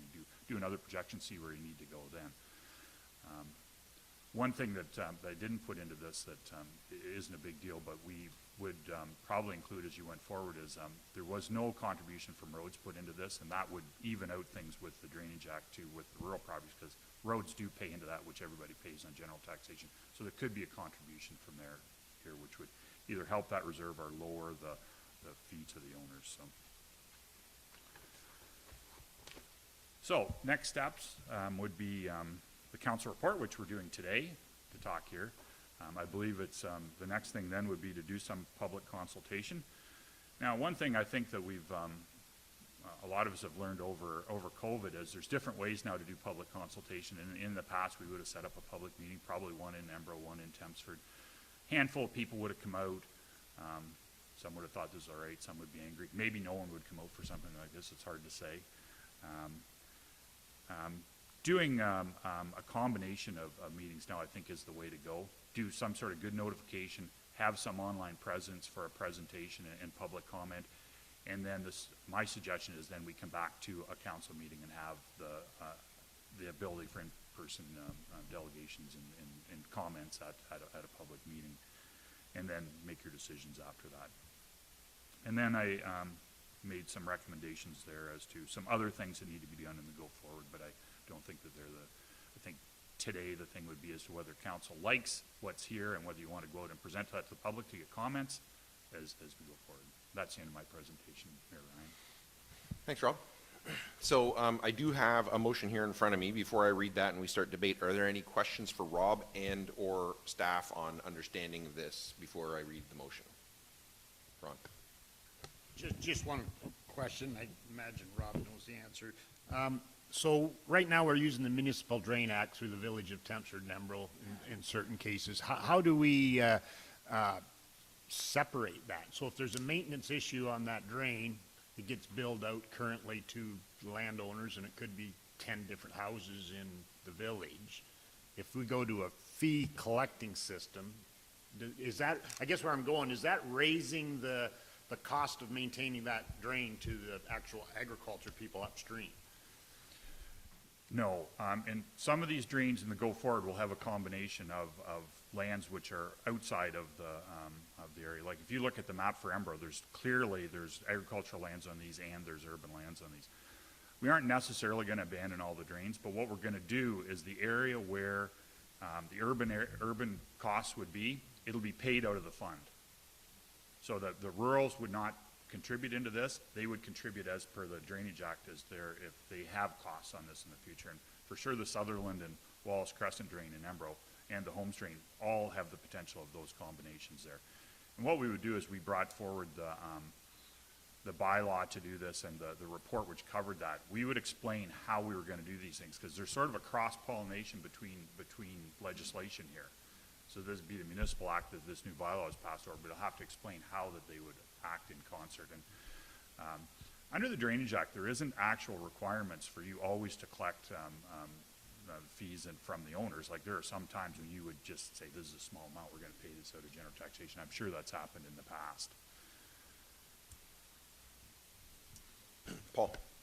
Rob, thanks for the report because it certainly dealt with something I hadn't considered, excuse me, at all. And the dollars that you're talking are certainly significant, and it's something we need to plan ahead for. Like you say, they work great until they don't work great, and then there's a big bill to pay.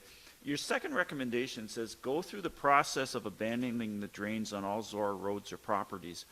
What does that involve? Are we talking, what properties, like are we talking the entire villages are considered our properties, or is because we're responsible for the infrastructure in them, or?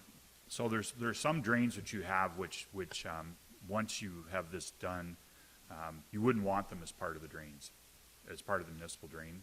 So we would go through the process of banning. It's relatively straightforward process to do that when it's only a road project and it doesn't involve upstream lands.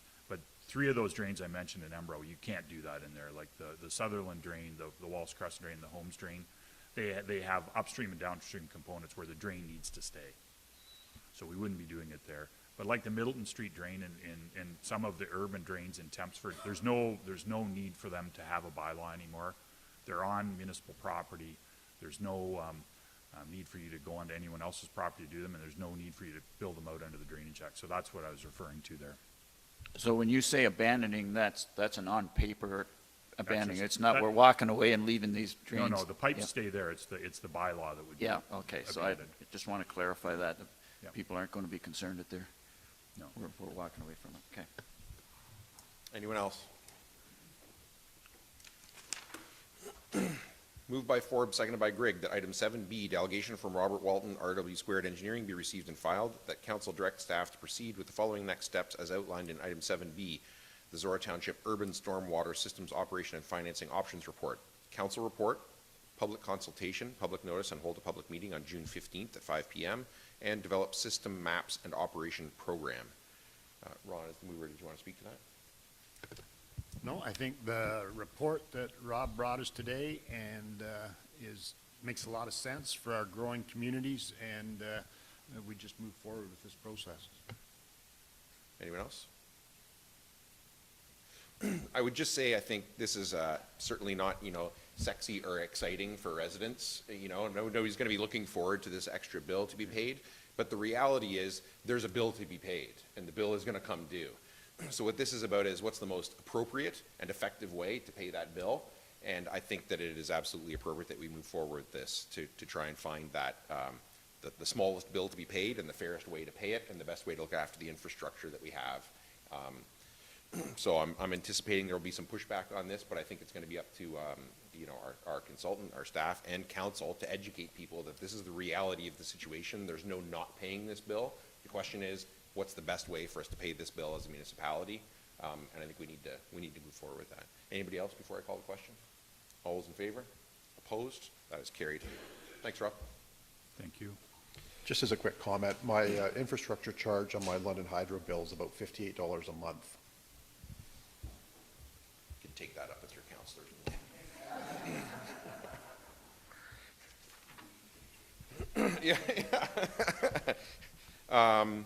Thanks, Rob. So now, down to notices of motion 13A. Moved by Forbes, seconded by McDonald, that resolution number 46-03-2022, item 16C, a proposed or pending acquisition or disposition of land by the municipality or local board regarding 124 Allen Street in Thamesford pursuant to section 239.2C of the Municipal Act 2001, as adopted by Zorra Council at its meeting held on March 23rd, 2022, be reconsidered, that council accept the bid submitted by Hogg Construction Limited for 124 Allen Street, Thamesford.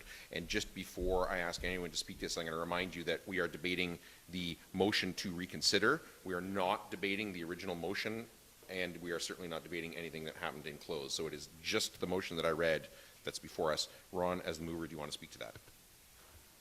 Yes. This motion to reconsider, I mean, it's allowed under our procedural bylaw. It's part of the Municipal Act, and it's only been used once in the previous 12 years in council here in Zorra. It is a tool similar to the appeal periods that are used in the Planning Act to ensure that the decisions of the elected officials are appropriate for the issue.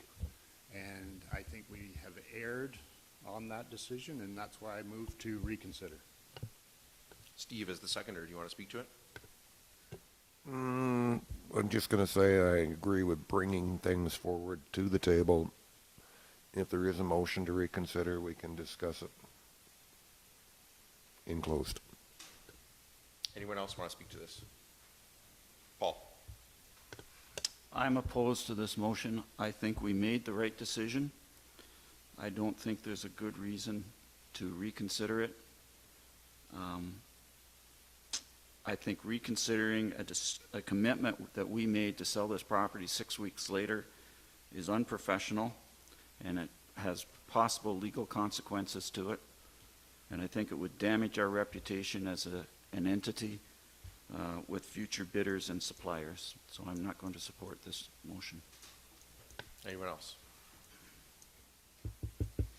So I share Paul's concerns on this, but at the same time, our procedural bylaw does allow reconsideration, and reconsideration doesn't mean that there will necessarily be a change in the decision that was made by council.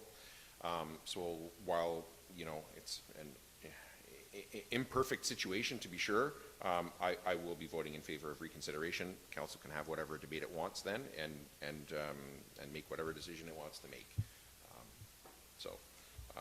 If nobody else wants to speak to it, I'll read the motion again and call the question. Moved by Forbes, seconded by McDonald, that resolution number 46-03-2022, item 16C, a proposed or pending acquisition or disposition of land by the municipality or local board regarding 124 Allen Street in Thamesford pursuant to section 239.2C of the Municipal Act 2001, as adopted by Zorra Council at its meeting held on March 23rd, 2022, be reconsidered, that council accept the bid submitted by Hogg Construction Limited for 124 Allen Street, Thamesford. All those in favor? Opposed? That is carried. I then have moved by Grigg, seconded by Forbes, that council move into closed meeting session at 11:06 a.m. pursuant to section 239.2C, a proposed or pending acquisition or disposition of land by the municipality or board regarding the reconsideration of 124 Allen Street in Thamesford. All those in favor? Opposed? That is carried. So, everybody's got to leave now. And Alicia, will you let us know when we are safe to continue in closed? Yes.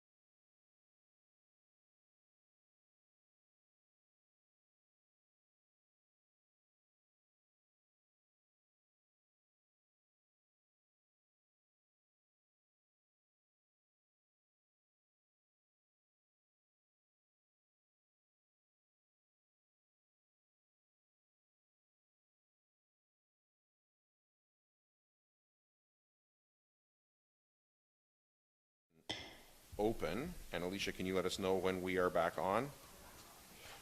And we are going to take a 12-minute break and come back at 12.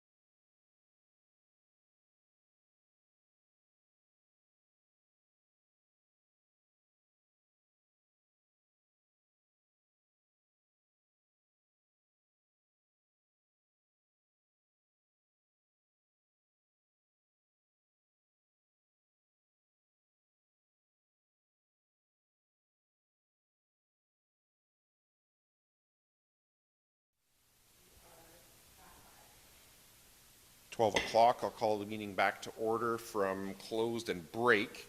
And I have a motion in front of me, moved by Forbes, seconded by McDonald, that council has reconsidered the sale of 124 Allen Street and accept the bid of Borth and MacArthur. Ron, as the mover, do you want to speak to that?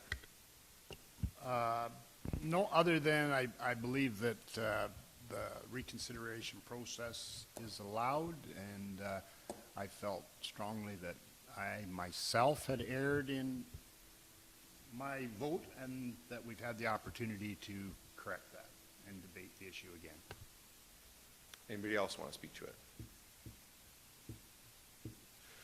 I will say, you know, for all the same reasons that I had before, I will be voting the same again. I think I would encourage council to think about, you know, not what's going to happen today, not what's going to happen tomorrow, but what's in the best interest of the community in the long term, you know, after the five of us are sitting here, and what's going to be the best, and what are the opportunities that we're going to present to the community for it to grow beyond the five of us sitting here for the next 6 months. So I will be voting in favor of this in the same way that I voted before, for the same reasons. Anybody else before I call the question? I'm going to read it again and call the question. Moved by Forbes, seconded by McDonald, that council has reconsidered the sale of 124 Allen Street and accept the bid of Borth and MacArthur. All those in favor? Opposed? That is defeated. And bylaws. Moved by Mitchell, seconded by McDonald, that bylaws 32-22 be taken as read a first, second, and third time and finally passed, and further that the mayor and clerk are hereby authorized to sign the same and affix the corporate seal thereto. All those in favor? Opposed? That is carried. Moved by McDonald, seconded by Mitchell, that bylaw 33-22, being a bylaw to confirm the proceedings of council held May 4th, 2022, be read a first, second, and third time this May 4th, 2022, and further that the mayor and clerk are hereby authorized to sign the same and affix the corporate seal thereto. All those in favor? Opposed? That is carried. And finally, moved by Mitchell, seconded by McDonald, that this session of council be now herewith closed at 12:03 p.m. and the next meeting of council be called for May 18th, 2022 at 6 p.m. in the council chambers of the Township Municipal Office. All those in favor? Opposed? That is carried. And we are